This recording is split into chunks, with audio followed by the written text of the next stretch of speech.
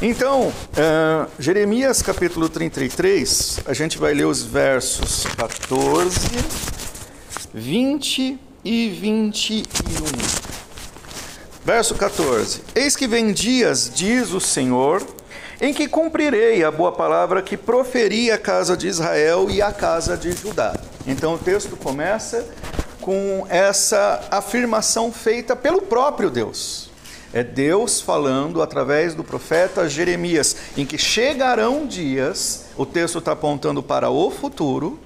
Então não é o momento agora, o momento em que essas pessoas estavam vivendo, em que esse profeta estava vivendo. Chegarão dias, e que vem dias, diz o Senhor, Deus é quem está falando, chamando para si a responsabilidade da promessa, em que cumprirei a boa palavra que proferi à casa de Israel e à casa de Judá. Agora verso 20 e 21.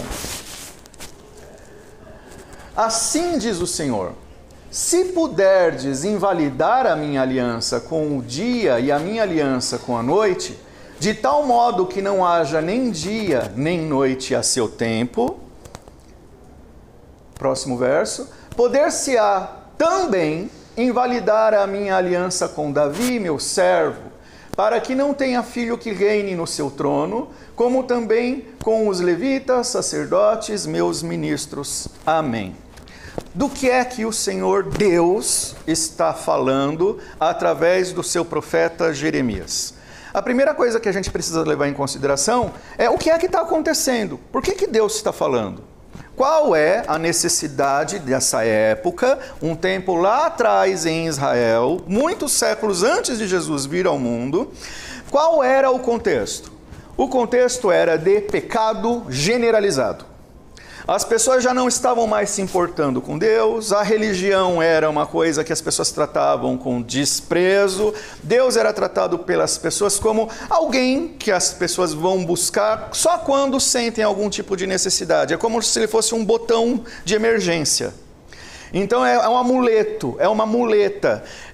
As pessoas se voltavam para Deus só por interesse e quase sempre de forma muito corrompida. Sempre querendo coisas em troca, sempre querendo transformar a fé em Deus numa forma de as pessoas se darem muito bem. Então Deus resolveu julgar aquele povo, a nação de Israel, que seria levada em cativeiro. Deus pune muitas vezes o seu povo, e aqui a gente está falando do povo de Deus, para corrigi-los dos seus pecados.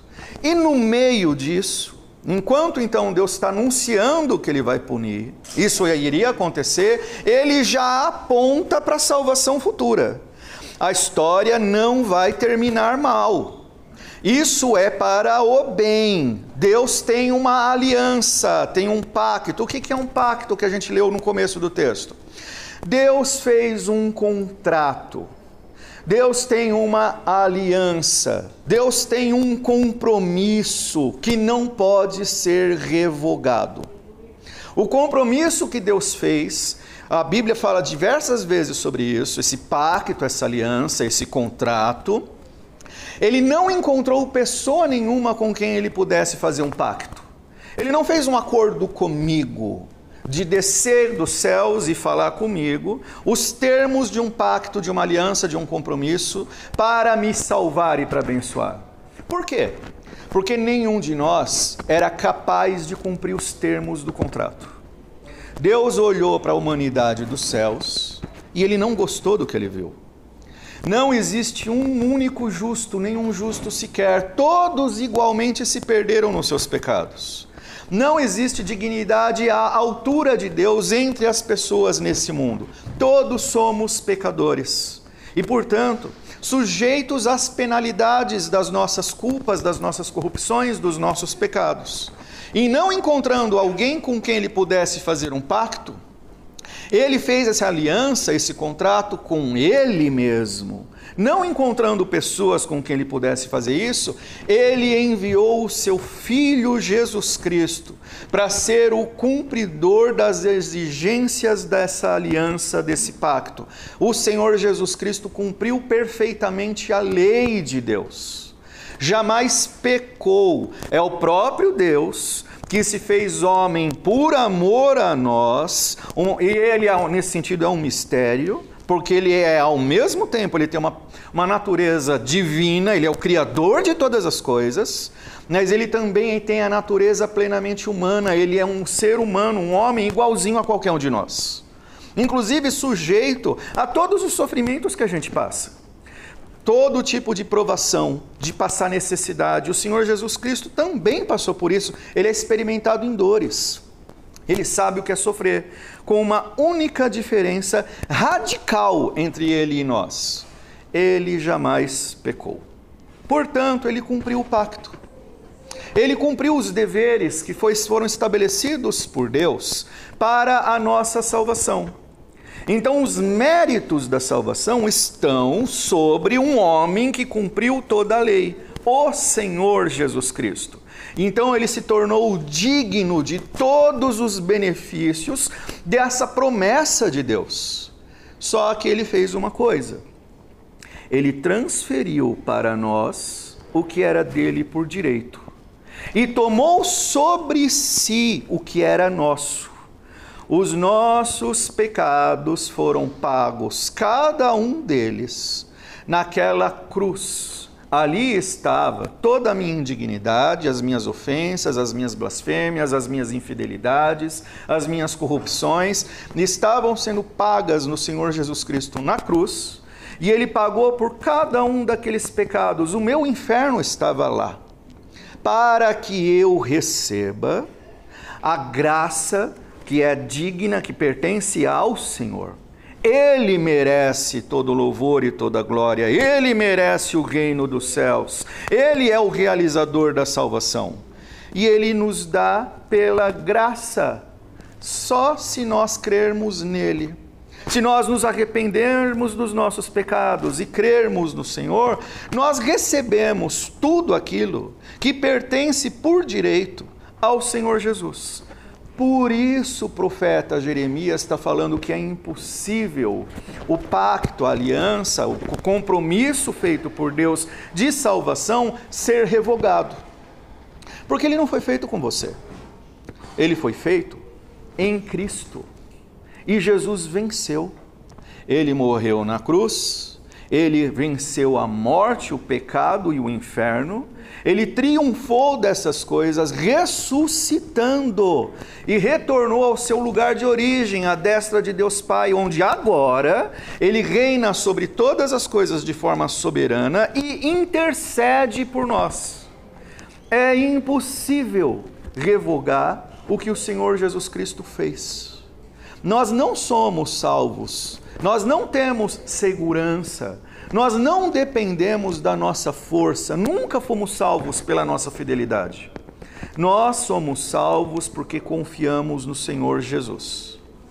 E o texto até continua, e é muito interessante, os versos 20 e 21, que o Senhor Deus fala através do profeta Jeremias: você é capaz de invalidar a noite e o dia? Quando você for incapaz de fazer com que as coisas que Deus determinou, desde a criação, sejam invalidadas, se você for capaz de apagar a luz do sol, se você for capaz de fazer com que as coisas que Deus estabeleceu deixem de funcionar de acordo com os propósitos que o próprio Deus estabeleceu, então você pode dizer, só assim você pode dizer que você que a tua confiança em Deus é questionável. Só assim você pode dizer, porque você chegaria à conclusão de que Deus é questionável, de que Deus não é capaz de sustentar o que Ele fez, de que Deus não é capaz de sustentar as promessas dEle. Se você for capaz de fazer com que não haja ar para respirarmos, a gente acabou de cantar sobre respira, mas é necessário até fazer uma correção aqui, não é respirar que nós precisamos. A Bíblia ordena crer no Evangelho, em todo o tempo. Confia mesmo que te falte o ar. Confie mesmo a despeito da falta das suas forças e da sua vida. Ser fiel até a morte e dar-te-ei a coroa da vida. A Bíblia também manda orar sem cessar. Acontece que nem sempre a gente tem força para fazer isso. Mas a Bíblia manda fazer, porque a tua força não é tua não. Do mesmo jeito que o Senhor sustenta o sol e faz ter dia e noite, Ele é o autor e consumador da tua fé. O Senhor te dá força mesmo quando você olha para si mesmo e conclui que não sobrou nada. O Senhor é o teu sustentador, é a rocha da tua salvação.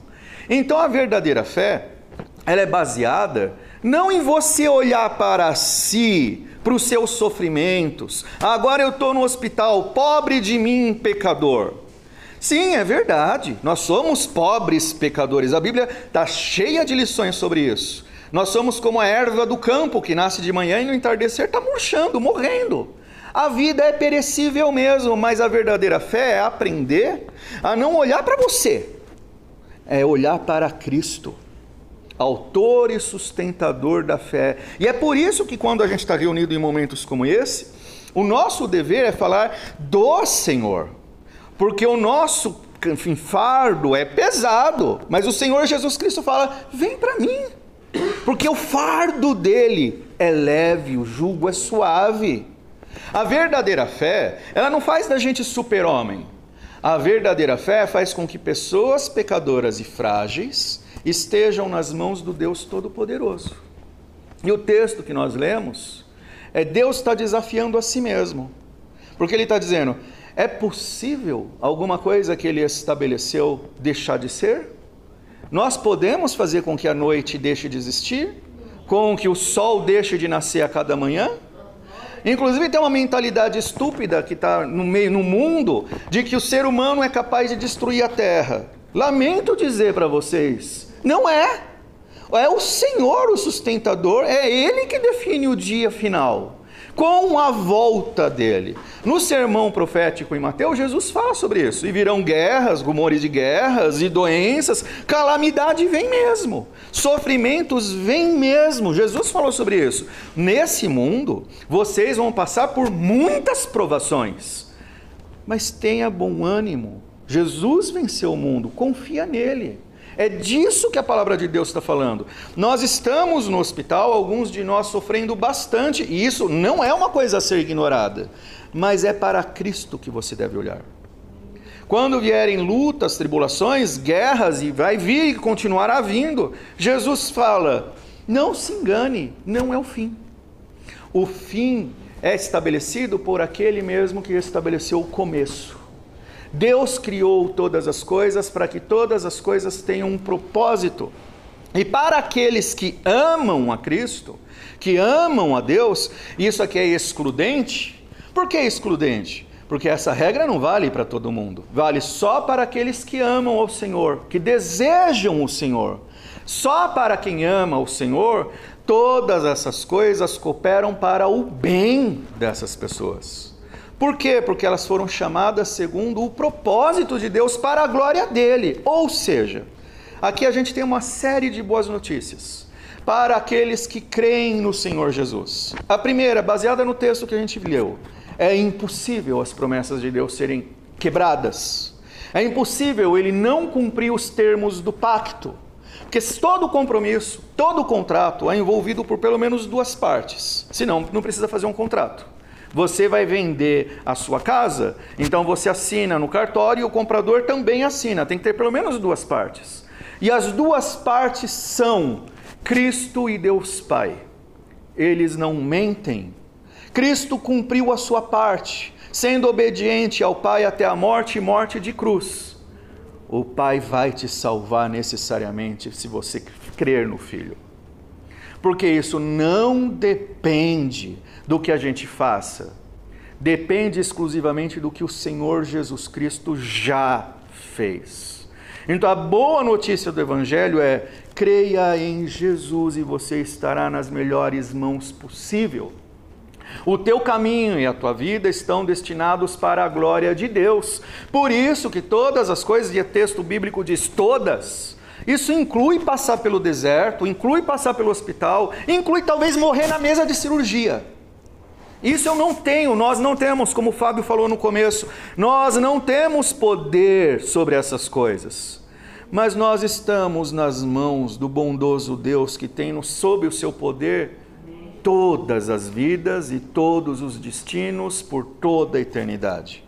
E para aqueles que creem no Senhor Jesus Cristo, o destino é a suprema bem-aventurança da salvação, de estar livre dos seus pecados, porque todos eles foram perdoados por Jesus, de ser feito nova criatura e poder viver para todos sempre nas glórias da eternidade, onde lá, não aqui, na eternidade, todos reinaremos com Cristo, e lá não terá mais choro, não terá mais dor, não terá mais pecado. Aqui nós temos. Nossos olhos estão focados no futuro, porque o texto que nós lemos fala: virão dias. A Bíblia nos instiga a crer na obra do Senhor Jesus Cristo. Ele realizou o trabalho que era necessário, mas os frutos desse trabalho, as consequências desse trabalho, apenas começaram a brotar nas nossas vidas, porque eles são para a eternidade. Deus nos chama a compreender que a nossa vida em Cristo é uma vida eterna, e sem Cristo é uma danação, uma morte, um juízo eternos.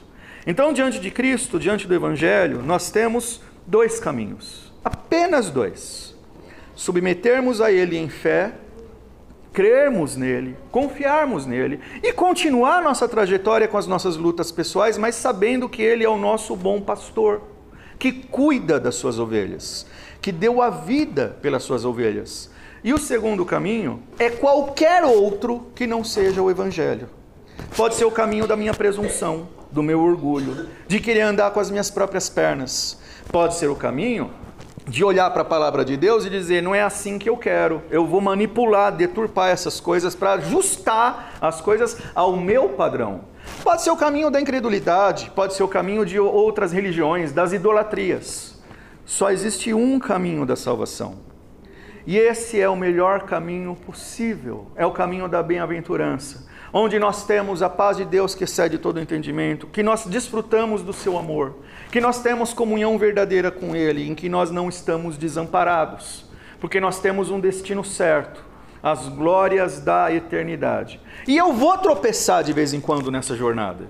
Ai meu Deus, será que eu perdi a salvação por causa disso? Eu cometi um pecado, eu deslizei, tropecei, será que Deus não me ouve por causa disso? É só a gente voltar para o texto. Você é capaz de fazer com que o dia deixe de ser dia, a noite deixar de ser noite?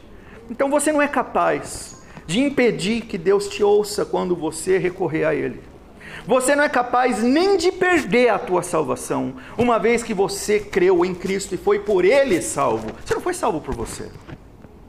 Creia no Senhor. Ame ao Senhor. Em tempos de provação, às vezes a gente pensa que é mais difícil, porque eu sou muito direcionado, pressionado a olhar para o meu sofrimento, para a minha situação, para a minha miséria. E Deus sabe disso. Por isso que Ele falou essas palavras através do profeta Jeremias, justamente em tempos de calamidade. Deus sabe muito bem onde dói, onde estão as nossas fraquezas. Deus sabe muito bem as tendências do nosso coração, de ser tentado a não crer. Deus sabe. E é por isso que a resposta de Deus diante disso é a reafirmação do que Jesus Cristo fez. Porque não adianta você olhar para você, eu olhar para mim, eu procurar respostas na minha vida. A resposta está no Senhor Jesus. A direção está no Senhor Jesus. Ele sabe de tudo, Ele realizou tudo que era necessário para que hoje Deus não é visto. A gente não está vendo Deus. A gente não está sentindo Deus. A gente crê em Deus. E Ele está no nosso meio, falando conosco, chamando os pecadores ao arrependimento e à salvação, e dizendo àqueles que têm crido nele: muito bem, meu filho, persevere até o fim, porque você pertence a Ele, e o teu destino é certo, é a tua suprema felicidade nas glórias do teu Salvador. Aquele que tem crido no Senhor tem feito a melhor coisa: persevera, ajusta a sua jornada, examina a palavra de Deus, procura fazer o que o teu Deus e Pai quer de você. Ele quer o melhor de você, e o melhor para você. Persevera. Às vezes a gente cantou, às vezes é difícil mesmo orar e cantar, mas Deus te dá toda a graça para que você persevere na fé até o fim, porque essa obra não é sua, nunca foi sua, é dele. E esse pacto, esse compromisso, esse contrato de salvação, essa aliança, não foi feita com você. Foi feita entre Deus Pai e Deus Filho, o Senhor Jesus Cristo, e é aplicada em nós pelo Espírito Santo. Toda a Trindade está envolvida na nossa salvação. Nós estamos nas melhores mãos de todas. Continue crendo no Senhor. E se você não é um crente, você não tem confiado no Senhor Jesus, você não entende muito sobre isso, o convite está feito, a porta está aberta. Venha a Jesus, creia no Senhor, entregue a sua vida a Ele, se arrependa dos seus pecados, confie no Senhor e você será salvo. Só isso? Só. Porque quem fez o trabalho foi Ele. Nós somos salvos pela graça por meio da fé. Não através das nossas obras, não através do que nós fazemos, para que nenhum de nós se glorie, porque nós não temos motivo para nos orgulharmos disso. Eu jamais fiz coisa nenhuma pela minha salvação. Toda a salvação foi feita pelo nosso Senhor e Salvador Jesus. Olhe para Ele. Ah, mas a minha vida está um caco, estou sofrendo, está doendo. É exatamente a sua vida, do jeito que está. E não interessa como ela está, que é preciosíssima aos olhos do nosso Salvador. Por quê? Porque Ele faz novas todas as coisas. Ele é aquele que consola o que sofre, Ele é aquele que enxuga lágrimas, Ele é aquele que dá força ao cansado, Ele é aquele que refrigera a nossa alma, Ele é o nosso bendito e glorioso Salvador. E todo aquele que vem até Ele, de maneira nenhuma, será por Ele desprezado, será lançado fora. Então acate a mensagem do Evangelho. Amém. Vá ao Senhor Jesus. Talvez você vai precisar de ajuda. Alguém que ore com você no começo, que te ensine. Graças a Deus, Deus foi tão misericordioso que Ele encheu essa igreja, chamei de igreja, e não deixa de ser, esse hospital de obreiros da capelania. Converse com essas pessoas.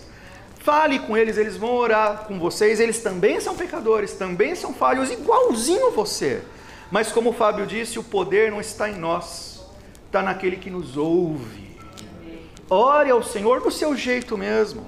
Eu não sei orar, fale com o Senhor do seu jeito. Abra o seu coração, rasgue teu coração, se volte para Ele, porque, como nós lemos, isso é promessa dEle. Ele é o cumpridor daquilo que Ele prometeu. Você não está falando com homens, você está falando com o próprio Deus, que é incapaz e não pode mentir. Nele existe toda a verdade e todo o poder, e Ele nos dá de si graciosamente. Eu termino aqui.